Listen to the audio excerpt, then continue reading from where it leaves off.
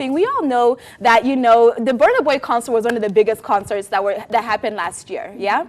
But there was a bit of drama because everybody expected Harmonize to also perform at the Burna Boy concert. Right. And when he didn't perform, everybody was wondering, what's the problem? What happened? Da, da, da, da, da, da. And the message that he brought out was that he wasn't paid, you know? So everybody was going around thinking that the reason why Harmonize didn't perform at the concert was because he did not pay. But Jalang'o actually came to clear some things up, because, you know, it's not that he wasn't paid. You know, it's a lot deeper than that. Yeah. So he actually went ahead to say that the organizers decided to deduct some of the money that he was promised because of what he did to a Range Rover. So because he's a celebrity, he cannot just be rolling around Nairobi with just any other car. You know, he had to come in a Range Rover. But unfortunately, he did some damage to that Range Rover. Apparently, some windscreen was broken. I don't know what was happening. And when he did that, he was like, Sintalipa. See, I can do it. I got that money. I'm Harmonize. But, you know, he didn't exactly do that. So the money that he was given, allegedly, he was, you know, given some amount of money. And now they took away a percentage to go for the Range Rover costs. And now after that is when he got upset and decided that, nah, forget you guys. I'm not performing. Yeah. So basically, that's what happened. I mean, I feel like he did the crime.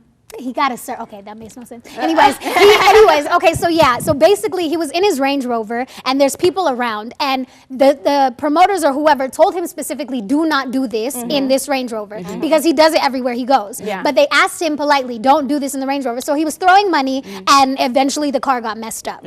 So it only, I feel like it only makes sense, like if you're paying somebody for their service and they like mess something up, like when you go to a hotel and you break a lamp, you have to pay for that lamp, and it comes out of your pay. You know what I mean? Like so I feel like he deserved it in a way, but I hope that they explain to him the day of, before his performance, like before he had to get paid. I hope they explain to him those certain circumstances and stuff, because then that's just rude to like give somebody less money than they deserve. And he could have paid for it himself. So assuming the series of events go like, you know, don't do this to the Range Rover, you do this to the Range Rover, you damage it, we tell you, you need to pay for the Range Rover, you don't pay for the Range Rover, we deduct it from your pay.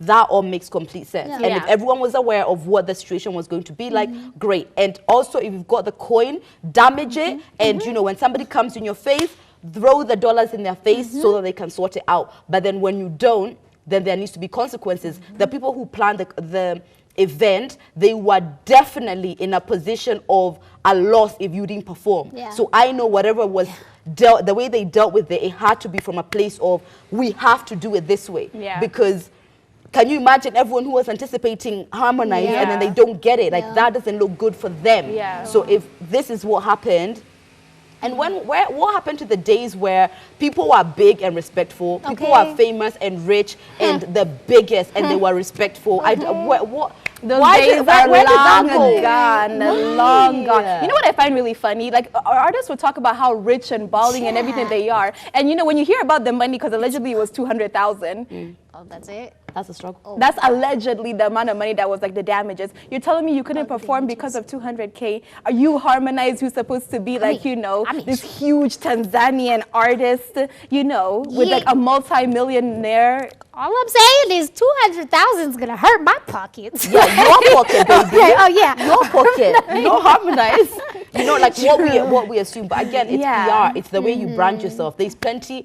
Like, forget that. Even as long as you work on TV, there is a presumption that you are rolling in it. Yeah, true. A truth? Yeah, I'm rolling in it. That's what you're talking about. I have money and raining, making it rain on everybody. True. Hey, I got money. Hey. But the point is, like, there's a way people are going to perceive you, which is not always consistent to the way you pack it. But and then this is not the first time that Harmonize has been in Kenya and hasn't performed, like due to certain Exactly. So it really makes him look bad on one part. But at the same time, like, you can't let these promoters like screw you over constantly, and then you can't let these promoters screw you over constantly and then expect like different results. Yeah, like, I get it. I mean, what are you guys thinking? Because I mean, this is the second time this is happening. What should we do about this artist? Should we like what should we do as a community to ensure that we don't have the same old stories in 2020? Promoter versus artist issue. The hashtag is Ebru Let's Talk, and the SMS sign is 40920. First of all, if I pay for that ticket, and I get there and I'm looking and I don't see Harmonize, it's a problem. It is Definitely, a it's going to be a problem. But, you know, you guys can let us know your thoughts. What do you guys think hashtag is Let's Talk. But right about now, it's about that time for Ask the Girls.